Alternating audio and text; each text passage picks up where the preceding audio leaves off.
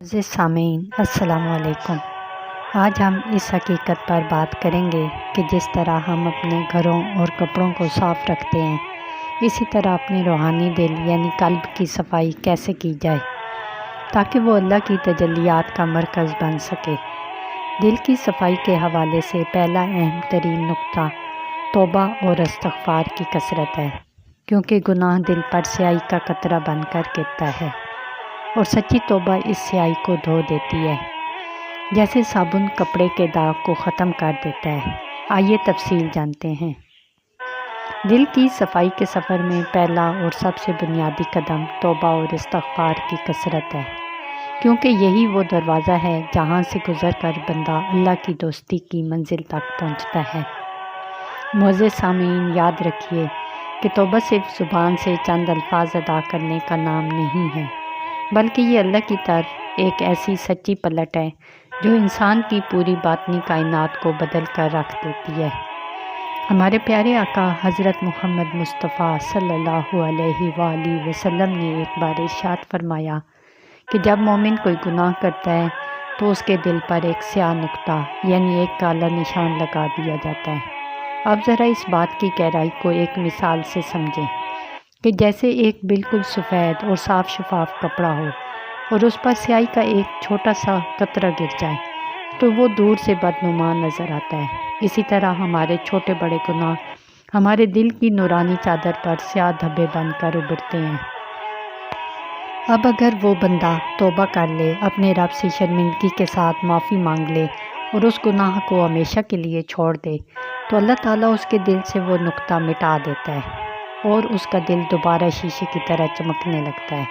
لیکن اگر وہ انسان نادانی کرے اور توبہ کے بجائے گناہ پر گناہ کرتا چلا جائے اور یہ سمجھے کہ یہ تو معمولی بات ہے، تو وہ سیاہی پھیلتے پھیلتے اس کے پورے دل کو اپنی لپیٹ میں لے لیتی ہے، یہاں تک کہ اس کا دل کوئلے کی طرح کالا ہو جاتا ہے اور اس پر اللہ کی طرف سے ایک مہر لگا دی جاتی ہے، جسے قرآن مجید نے ران یعنی دل کا زنگ کہا ہے۔ معزز سامعین، توبہ وہ روحانی صابن اور وہ پاکیزہ پانی ہے جو برسوں کی سیاہی اور گندگی کو منٹوں میں دھو کر صاف کر دیتا ہے۔ صوفیاء کرام اور اولیاء اللہ فرماتے ہیں کہ سچی توبہ کی حقیقت 3 بڑے ستونوں پر کھڑی ہے۔ پہلا یہ کہ آپ اپنے کیے ہوئے گناہ کو واقعی گناہ سمجھیں اور اس پر اپنے ضمیر میں شدید شرمندگی کا احساس کریں۔ دوسرا یہ کہ اس گناہ کی لذت کو فوراً ٹھکرا کر اس سے الگ ہو جائیں، اور تیسرا یہ کہ اللہ سے یہ پکا وعدہ کریں کہ اے میرے مالک، اب میں دوبارہ اس گندی گلی میں قدم نہیں رکھوں گا۔ اگر کوئی شخص زبان سے تو استغفر اللہ کہہ رہا ہے مگر اس کا دل اب بھی گناہ کی یادوں میں مزے لے رہا ہے تو یہ توبہ نہیں بلکہ توبہ کے ساتھ مزاح ہے، اور ایسا عمل دل کو صاف نہیں کرتا بلکہ مزید سخت کر دیتا ہے۔ حضرت امام حسن بصری رحمۃ اللہ علیہ فرماتے ہیں کہ ہمارے گناہوں کے لیے ہمارا استغفار بھی ایک الگ استغفار کا محتاج ہے، کیونکہ ہم صرف زبان ہلاتے ہیں مگر دل حاضر نہیں ہوتا۔ معزز سامعین، اللہ رب العزت کا کتنا بڑا احسان ہے کہ اس نے گناہ گاروں کے لیے واپسی کا راستہ کبھی بند نہیں کیا۔ اللہ تعالیٰ قرآن مجید میں پکار کر کہتا ہے کہ اے میری جانوں پر ظلم کرنے والے بندو، اللہ کی رحمت سے ہرگز مایوس نہ ہونا، بے شک اللہ تمام گناہوں کو بخشنے والا ہے۔ ذرا اللہ کے اس پیار اور محبت سے بھی بڑھ کر شفقت پر غور کریں کہ وہ مجرموں کو بھی اے میرے بندوں کہہ کر پکار رہا ہے۔ وہ ہمیں جہنم میں نہیں ڈالنا چاہتا بلکہ وہ چاہتا ہے کہ ہم ایک بار پلٹ کر اس کے پاس آ جائیں۔ صوفیاء کرام کی تاریخ میں توبہ کے ایسے ایمان افروز واقعات ملتے ہیں کہ جنہیں سن کر پتھر دل بھی موم ہو جاتے ہیں۔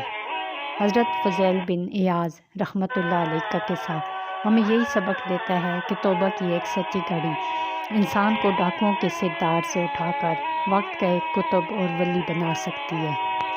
آپ ایک زمانے میں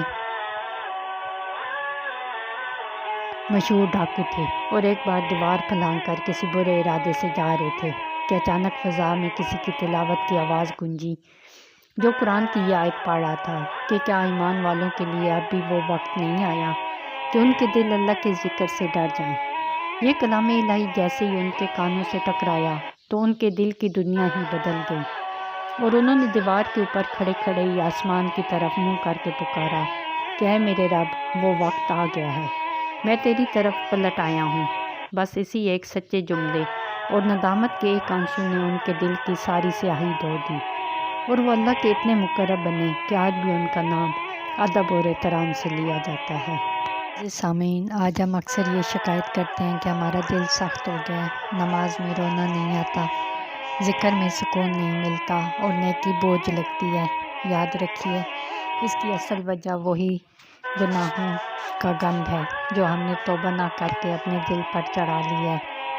ہم سارا دن لوگوں کی برائیاں کرتے ہیں، جھوٹ کا سہارا لیتے ہیں اور حرام کی طرف نظر کرتے ہیں، اور پھر یہ امید رکھتے ہیں کہ ہمیں اللہ کا قرب مل جائے۔ یہ اصول کے خلاف ہے۔ پہلے برتن کو اندر سے دھونا پڑتا ہے، پھر اس میں کوئی قیمتی چیز ڈالی جاتی ہے۔ اگر آپ کا برتن نجاست سے بھرا ہو تو اس میں کتنا ہی خالص شہد ڈال دیں، وہ بھی ضائع ہو جائے گا۔ استغفار دراصل دل کی صفائی کا وہ عمل ہے جو باطن کی نالیوں کو کھول دیتا ہے تاکہ ہدایت کا نور اندر تک پہنچ سکے۔ حدیث پاک میں آتا ہے کہ اللہ ہر رات اپنا ہاتھ پھیلاتا ہے تاکہ دن کا گنہگار توبہ کر لے، اور ہر دن ہاتھ پھیلاتا ہے تاکہ رات کا گنہگار توبہ کر لے۔ وہ رب تو ہمیں معاف کرنے کے بہانے ڈھونڈتا ہے، مگر ہم ہی ہیں جو غفلت کی چادر اوڑھ کر اس سے دور بھاگ رہے ہیں۔ بزرگان دین فرماتے ہیں کہ جو شخص ہر نماز کے بعد اور خاص طور پر رات کو سونے سے پہلے اپنے پورے دن کے اعمال کا ایمانداری سے جائزہ لے اور اپنے گناہوں پر اللہ سے رو رو کر معافی مانگے تو اللہ تعالیٰ اس کے دل کو اولیاء کے دلوں کی طرح روشن اور شفاف کر دیتا ہے۔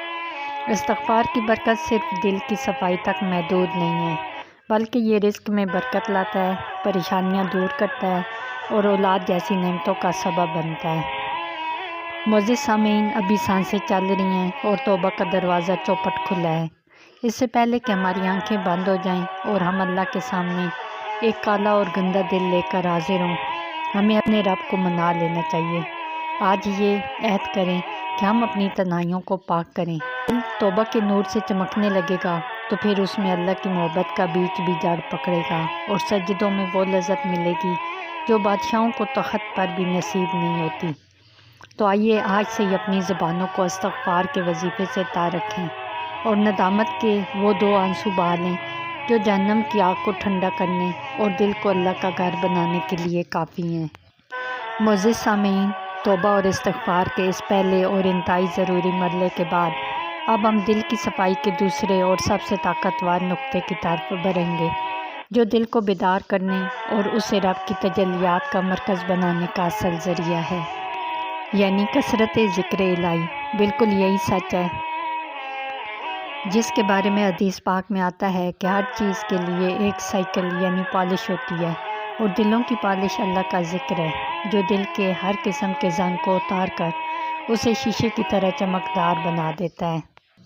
معزز سامعین، یاد رکھیے کہ جس طرح لوہے کو جب نمی لگتی ہے تو اسے زنگ کھا جاتا ہے اور وہ اپنی چمک کھو دیتا ہے، بالکل اسی طرح جب انسان اللہ کی یاد سے غافل ہوتا ہے تو اس کے دل کو گناہوں اور دنیا کی محبت کا زنگ لگ جاتا ہے۔ اس زنگ کو اتارنے کے لیے اللہ رب العزت نے ہمیں ذکر کا وہ نسخہ عطا فرمایا ہے جو کائنات کی سب سے بڑی طاقت ہے۔ میرے اور آپ کے پیارے آقا حضرت محمد مصطفیٰ صلی اللہ تعالیٰ علیہ وآلہ وسلم نے ارشاد فرمایا کہ ہر چیز کے لیے ایک سیل یعنی ایک پالش ہوتی ہے جو اس کی گندگی کو صاف کرتی ہے، دلوں کی پالش اللہ کا ذکر۔ علماء اور اولیاء اللہ فرماتے ہیں کہ ذکر کی دو قسمیں ہیں، ایک زبان کا ذکر اور دوسرا دل کا ذکر۔ زبان کا ذکر یہ ہے کہ آپ تسبیحات میں لیں اور سبحان اللہ یا الحمدللہ پڑھتے رہیں، اس کا اجر تو بہت بڑا ہے، مگر اصل کمال تب ہوتا ہے جب یہ ذکر زبان سے اتر کر آپ کی دھڑکنوں میں سما جائے۔ اسے ذکر قلبی کہتے ہیں۔ جب بندہ اس مقام پر پہنچتا ہے تو وہ بازار میں ہو یا دکان پر، اس کا دل اندر ہی اندر اپنے مالک سے باتیں کر رہا ہوتا ہے۔ بزرگان دین کا معمول رہا ہے کہ وہ تنہائی میں بیٹھ کر اپنے سر کو جھکا لیتے اور اپنی آنکھیں بند کر کے دل کے مقام پر اللہ کی ضرب لگاتے تھے۔ اس ضرب کا مقصد یہ ہوتا تھا کہ دل کے اوپر جو غفلت کا پردہ پڑا ہے وہ ٹوٹ جائے اور اندر سے معرفت کا چشمہ پھوٹ پڑے۔ معزز سامعین، ذکر کے بغیر دل ایک مردہ لاش کی طرح ہے، چاہے وہ جسم کتنا ہی خوبصورت کیوں نہ ہو۔ حضور صلی اللہ علیہ وآلہ وسلم نے فرمایا کہ جو شخص اپنے رب کا ذکر کرتا ہے اور جو ذکر نہیں کرتا، ان کی مثال زندہ اور مردہ جیسی ہے۔ تو ذرا سوچئے کہ اگر ہم سارا دن اللہ کو یاد نہیں کرتے تو کیا ہم روحانی طور پر زندہ کہلانے کے مستحق ہیں؟ ہرگز نہیں۔ کثرت ذکر کا مطلب یہ ہے کہ ہم اپنے اٹھنے، بیٹھنے اور چلنے پھرنے میں اللہ کو یاد رکھیں۔ جب آپ کسی دکان پر بیٹھے ہوں تو زبان سے کلمہ پڑھتے رہیں، جب آپ سفر کر رہے ہوں تو درود شریف پڑھتے رہیں۔ یہ وہ چھوٹے چھوٹے عمل ہیں جو آپ کے دل کے گرد نور کا ایک احسار بنا دیتے ہیں۔ اس احسار کو توڑنا شیطان کے لیے ممکن نہیں رہتا۔ شیطان اس دل پر حملہ نہیں کر سکتا جہاں اللہ کے نام کا پہرا لگا ہو۔ اللہ والوں نے ہمیں سکھایا ہے کہ ذکر کے وقت یہ تصور بہت ضروری ہے کہ میرا رب مجھے دیکھ رہا ہے اور وہ میری پکار کو سن رہا ہے۔ جب آپ اس دھیان کے ساتھ اللہ اللہ کریں گے تو آپ کو محسوس ہوگا کہ آپ کے سینے میں ایک ایسی ٹھنڈک اور ایک ایسی لذت اتر رہی ہے جو دنیا کی تمام لذتوں پر بھاری ہے۔